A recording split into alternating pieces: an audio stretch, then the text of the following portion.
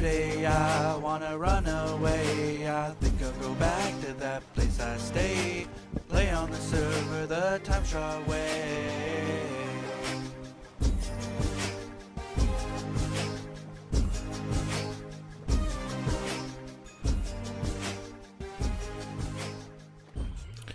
Hello, people. It's Poet. Welcome back to TimeShot. It's been forever and ever and ever, and we're in 1.18.1. Usually, when we updated the servers, I would be pretty much on top of showing the different updates. Now, a lot of that kind of was stalled, in my opinion, because I'd been doing a lot of playing in what would you call it, like modded Minecraft, basically. Modded Minecraft where you can have the cave update ahead of time, and yeah, that's sort of what I was doing. So it wasn't new to me. It wasn't anything too special, any of the updates that happened in this update, so I sort of ignored it to a point. But I would still like to see what's going on, so I'm sort of just heading out in that direction, and I think if we head out probably about 3,000 or so blocks, and I think, let's see, we're about 870 some. If we head out to about negative 3,500 or so, we'll be right in and around where the new terrain and everything is, so that's sort of where I'm heading. Of course, we're still on the same old server. Haven't reset or anything yet. And I say yet because there is the appeal when 1.19 or whatever they're going to call it. Let's just assume it's 1.19. Whenever that comes out, there will be new terrain features that we don't really want to have to travel so far out to find. I mean, the option is there to, just say to each other, like, hey, let's move our spawn to like 3,000 blocks out, and just consider that the new spawn, and then just all live out there. But then the other appeal is, anytime we reset, it gives everybody a little tiny boost of, sort of like a little boost of playability. Like, everybody wants to play again, and I like that idea, of course, too. Hello, Crepper. He's a creeper. He makes crepes. Explosive crepes. Let's see. Today I wanted to just sort of chat. There were a few things on my mind. Of course, this is never in the, how many, 10 years more that I've been recording. I've never been a political channel. There's a smoky thing over there. Let's go see. Never been a political channel, but I just obviously want to say, like, I have a lot of coworkers of mine and friends of mine in both Russia and Ukraine. My heart's, of course, well, let me say it, they're on my mind. It's not an ideal situation, obviously. If you have it's so stupid that, the insanity of men can cause so much death. And, if you have a serial killer, for example, kills 3 people, 5 people, whatever, it would become like huge news. They would be arrested or shot, and they would be in prison for the rest of their lives. Meanwhile, you can have, basically war criminals causing hundreds of deaths per day, and, nobody can stop them. It's insane, the world we live in. So, of course, my heart goes out to people of Ukraine right now, because that's not an ideal situation to be in. I know, like, my company that I work for example, is working hard to try to help them. They're paying for the relocation of the people who are living in Russia. They are trying to get the people out of Ukraine if they can. But of course, they've sort of been enlisted, more or less. Like, if you're a male within the ages of 18 to 60 or something, you can't leave. So that's sort of blocked them from getting out. But these are people that I know, people that I work with, and they're living this right now, and it's just sort of scary to me to think about. So just wanted to quickly touch upon that we should try to support the people in need, and of course end all wars. That would be ideal. Never makes sense to me. It's sort of it's not a segue really, but it's sort of it touches upon what I wanted to talk about today. And I'm sure a lot of you know that just in general, I love genealogy. This is study of course of who you are. And how did I end up here? This is Wynn's house. I gotta take him to Nether here. Would have been a lot faster. Yeah, look at this place. Amazing. Hey, you got a tradesperson outside.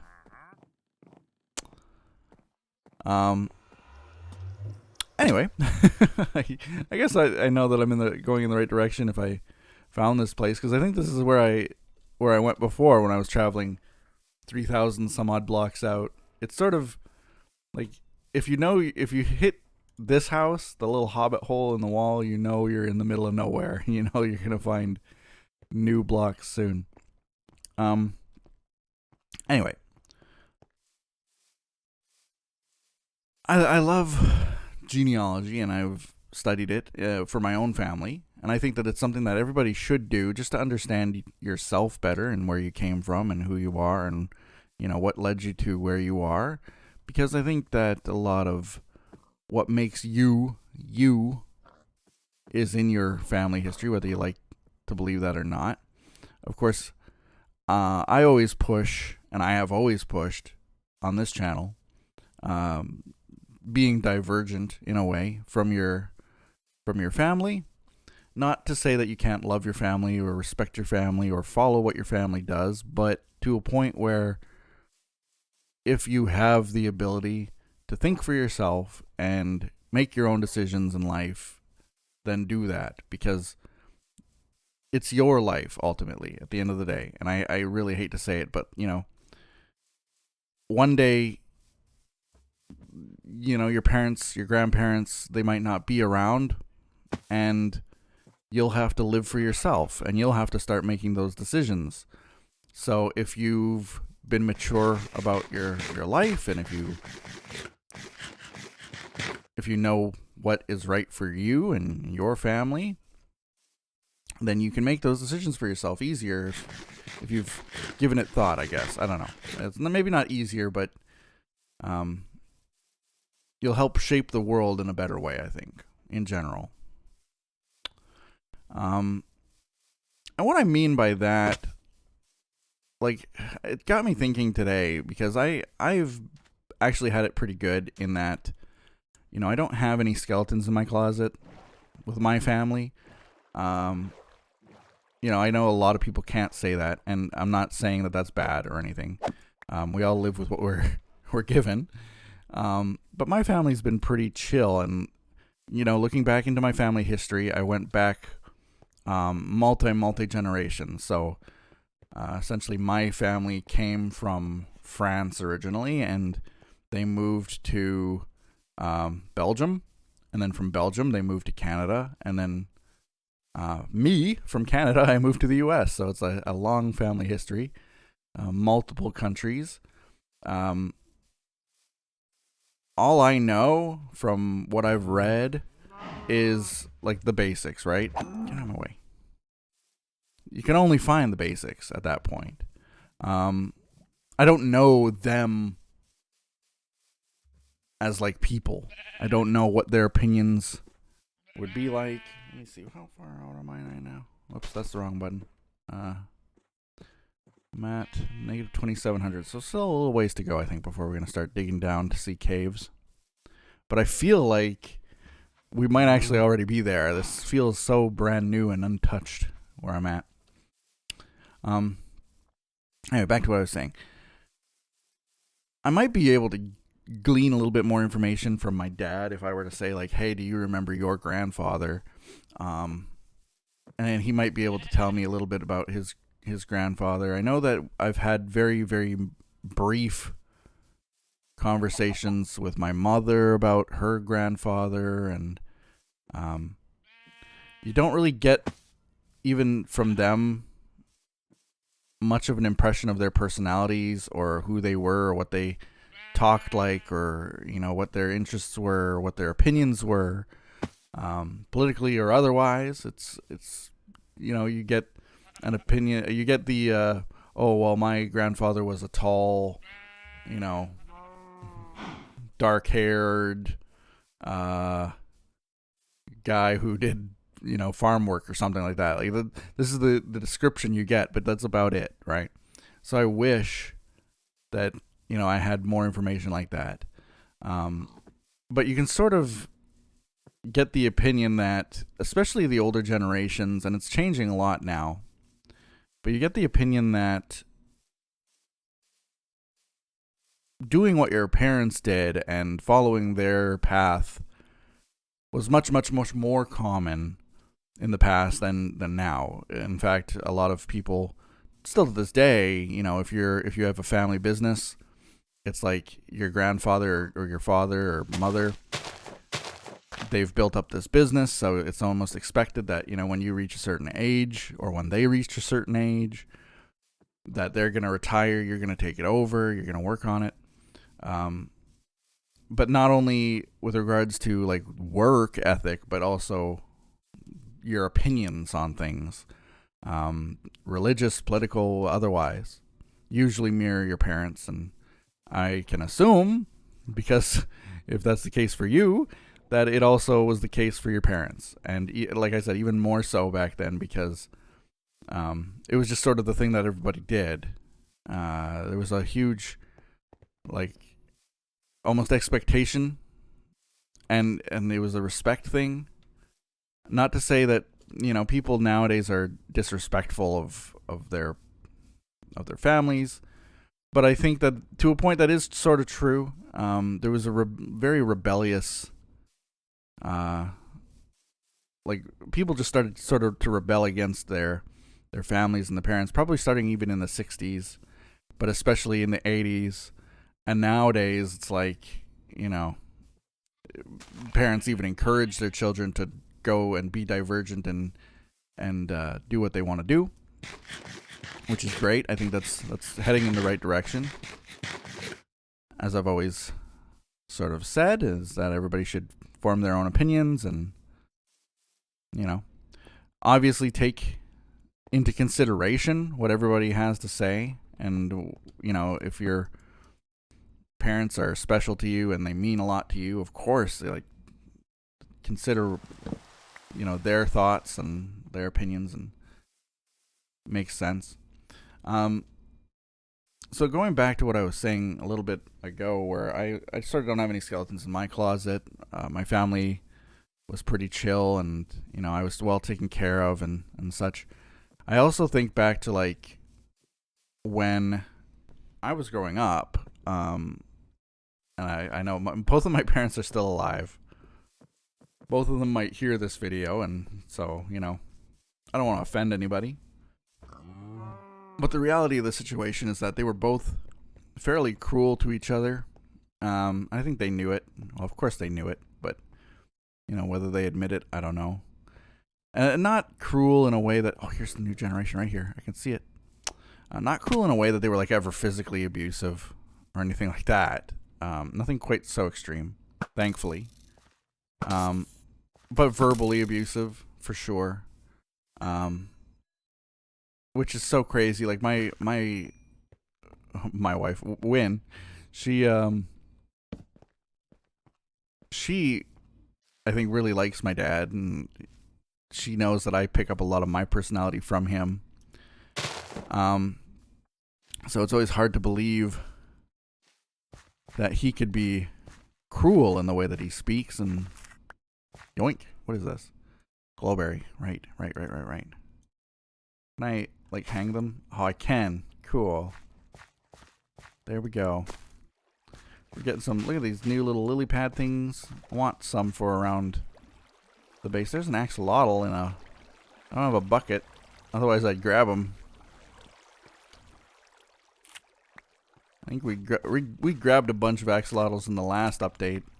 I think I at least have one in a bucket somewhere in the mountains. But yeah, this is basically the cave update right here, guys. This is it. Yellow glowberries. You can eat them. You should glow when you eat them. That would be funny. Like you get that little aura around you, like the that effect that arrow gives you when you get hit by it. Ooh-wee. Okay, let's break this down so that we can have a way down, because I think we're gonna go all the way down here. What was I saying? My parents were cruel, which is sort of unexpected, but they would fight in very immature ways. Like, to give you an idea, like my mom to this day even loves cooking and baking and always in the kitchen. It's something that, like, she was passionate about. She was not really a homemaker. Let's get that straight. Like, she was oh, can I go to the deep dark? I'm gonna go down and see. Anyway, she was not really a homemaker per se. She always worked all of her life, and she just recently retired, and even then probably couldn't afford it as much as she wishes she could. But if she could be a homemaker, I'm sure she would have loved that life. You know what I mean? Like, I can remember more than one argument would be like, you know, what kind of fish is that? Are you a new fish? What are you?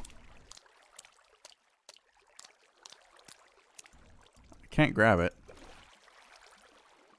I'm gonna just kill it when it comes back down, and then maybe I'll swim up. Let's get it. What were you? Oh, it was just a tropical fish? Did they always look that way? I don't know. We're at minus 40. Minus 40. Okay. I think it's the new update then, not this one, that gets us sort of the new levels where the world starts at a higher level, and I think that's maybe why we have to provide an update when we get to 1.19. But anyway, I don't want to lose my train of thought here. The way that it would go is my mom was always cooking, right? My dad would make a comment, and it was always just a really sort of horrible comment. We're at bedrock, but I can't see any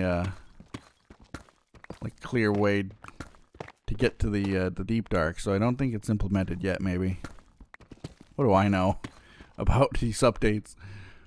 Just been playing this game for 10 years. I tried. The update doesn't have much in it. Well, these are new little fish too. Like, they're all new little fish, in my opinion, I think. Anyway. Ooh, there's a glow squid. There's a little glow boy.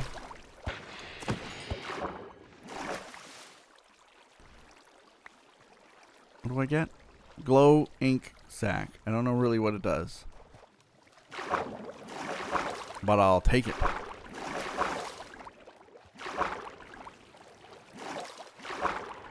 There.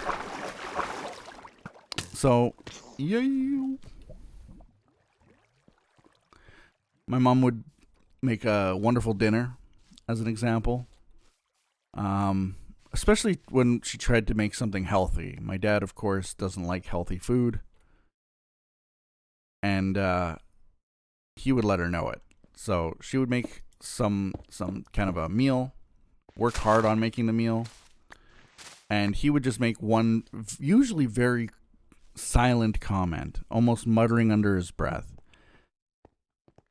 And of course, she was usually within earshot when he would make these comments.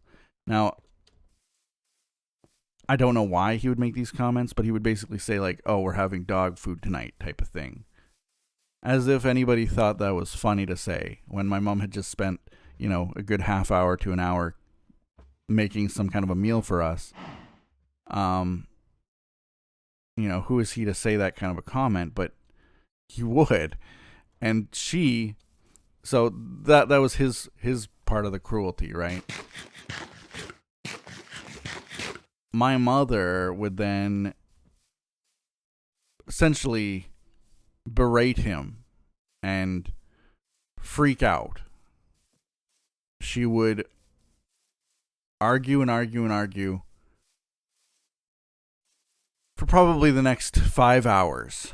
And I'm not even kidding you. And it would be loud screaming. Not screaming, but like loud yelling about how terrible he was and about how, I don't need to repeat it, but that's sort of the way that they would go at each other.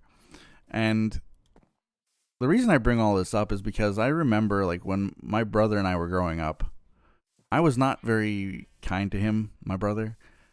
I was even I could say a bully to him. I would roughhouse with him. I never like hurt him bad or anything.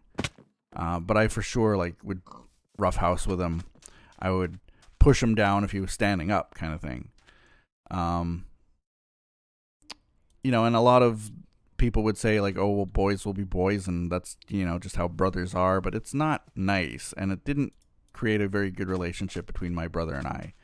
And I wouldn't wish that upon anybody, right? Like, if you have the ability to change that with your siblings, then do. I know it might be hard, but one of the big regrets in my life is that I treated him that way, and that he I think held some resentment over that. We get along very, very well now, and I've said this before too. We get along very well now, but when we were growing up, it wasn't always the case. And we made the realization at some point that the reason that we argued as much as we did, and the reason that we fought as much as we did, is because we were just mirroring what our parents were doing, right?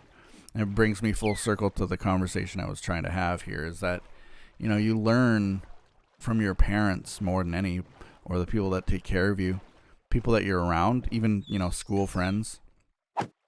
You learn from them how to act. And it goes, there's a saying that, no baby is born evil. It's something that they learn. You might have some kind of a disability, or be, how do you word it in this day and age? You might have some sort of learning disability, right? And that might make you more susceptible, unfortunately, to coercion or to picking up bad traits, bad habits. And I think that a lot of people, unfortunately, find themselves in that situation where they just pick up the bad habits of their parents. And what is that? Oh, it's just a tree. The mod that I was playing, which introduced all the cave updates, they had these like spires that would shoot up, and they would have like save points on them. And from a distance, like that tree, even right over there, right over there, looks like it. And this tree just looked like it too. I thought I was looking at one of those towers.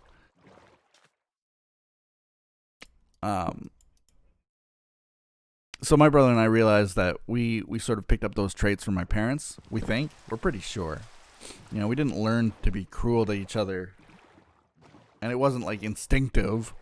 I wasn't jealous of my brother, and he wasn't jealous of me, and we had no other reason to not get along. If I got a toy, he got usually the same toy. My parents were always very fair, that if one got it, the other got it. And, there was no reason for me to treat him the way that I did. And he would scream at me and get really enraged all the time too. And yeah, we sort of just came to the realization that it's like, we learned this. It's because we grew up with our parents essentially arguing with each other, fighting with each other every day. So of course, when we're together, we're going to fight and argue too. It's just sort of what we feel is natural in a way. And this is also where I try to say to people, like, push to be divergent in the way that you think, not just politically, not just religiously, not just, the way that you think of yourself, or the people that you love, but I think that you have to also realize that, like, if I look back to my grandparents or my great-grandparents, great-great-grandparents, I wonder how they might have talked to each other. I wonder if that's where it really started, if they were cruel to each other, if they yelled at each other all the time, bickered, maybe even were physically abusive. I don't know. There's no evidence to suggest that. But why would there be any evidence to suggest that? Of course not. And, the more distant you get, the harder those records would be to find, even if there was like maybe a court record where someone made a official complaint against another person, which, it did happen back in, going back 100 years. But my family, of course, was also very conservative on both sides of my family, going back hundreds of years even. I think that they would have also been very, very, very private about their lives, about their opinions, about the way that they act. It was sort of death do you part marriage. It was, nobody would talk about the bad things. But did that shape the way that my parents were? Did that shape how I am? And I wonder now, looking at how I behave, I think I have a troll side to me, and I can be obnoxious, and I find it funny. I know not a lot of people might also have the same sense of humor. In fact, I've even had conversations with friends of mine, close friends, even other TimeShot members, where they're like, hey, can you not say those things? Can you not do those things? And I didn't even realize for a second that I was behaving in a way that would hurt their feelings. But I often wonder, like, how would my great-grandfather or something think of me in the way that I act? Like, am I so divergent now from the way that they were that I'm a completely different person? Like, have I finally completely flipped the way that I am compared to how they were? And how is this going to impact future generations, right? Like, if you mirror your parents or the people that you live with, and you always sort of want to rebel a little bit, at what point does it start to boomerang back, where the rebellion starts to take away some of the good traits that you've done, right? Like, I don't know. Hard to say, but always food for thought. I love genealogy. I love thinking about these types of sort of ideas with regards to the way that we're brought up and the way that the world will change as we go. That's why I'm often surprised by a lot of the things I hear in the news, a lot of the politically charged arguments and complaints, and I always sort of think to myself, like, in some ways I feel like we've come so far and that we've changed so much, and maybe I'm just thinking about myself. Maybe the world hasn't changed all that much. But that's why I always say to people, like, you got to think for yourself. Who are you hurting when you're thinking the way that you're thinking? And what benefit is it to you to hurt those other people? And it does sort of touch upon the war that's going on right now, and it's such an old-fashioned way of thinking that countries even can own land. Like, to me, I know that back in the day, me and Fabe used to always talk about, like, the living in the sort of Star Trek-esque life where we have one currency, one global language, one no borders, where you can just travel from country to country freely and enjoy their cultures and foods. And like, that is, to me, such an awesome concept. But then, like, concepts of like sovereignty and nationalism start coming up, and it's just, I don't get some of the points, I guess. Maybe. Do I consider myself a patriot? I love Canada. I even love the United States to a point. To a point. I do love living here. I know that I have a lot of freedoms living here and can't complain about it. Obviously, Canada, though, is my number one, but the U.S. can be my side chick country. In any case, like, I couldn't imagine, like, if you were to tell me tomorrow, like, oh, Canada is merging with the U.S. and now it's just one giant country. And Mexico can come along too. I'd be fine with that. Like, I wouldn't be like, how dare you? Canada's so much better and we need to keep it separate. And it's like, it doesn't make sense to me. I don't know. Never will, never has, never will. Because I'm sort of all about the one world concept, like I was just saying. If I could go and visit my friends who live in Russia, these coworkers of mine who live in Russia, and I talked to them, and even before this whole thing kicked off, it was like, oh, well, we can't travel because our vaccine is different, and we can't get a visa to travel to this country, and if we did, we would have to go to this country and stay there for 14 days and then travel to this other country, and then you'd have to get immunized there and then wait another 2 weeks because people just don't trust my country. And it's like, it's just a never-ending story of that kind of mentality where it's, because of the actions of a country that nobody trusts, it makes it difficult to travel. And, the benefit of travel is that you learn a lot by seeing how other people live. And, maybe you wouldn't be so quick to, go to war with them if you knew them better, or I don't know. Just little things like that make me think. I wish we could travel freely from country to country without having to worry about security risks and, the few ruining it for the rest of us. And hopefully one day we'll get there. I think we will. But again, it goes back to saying, like, think for yourself. Push for the freedom of others. Form your own life. Take your parents' opinions into consideration for sure, but don't blindly follow just because it's what your family has always done. If it's not right, then it'll never change if you have that kind of mentality, I guess is the way that I'm thinking. And that's sort of where I want to leave it. So, I don't know, leave me a comment. Let me know what you guys think about all of this. It was sort of a hodgepodge mishmash of different topics and opinions, but something that I was thinking about today. So, we'll see you guys next time on TimeShot, whenever that might be. Bye-bye.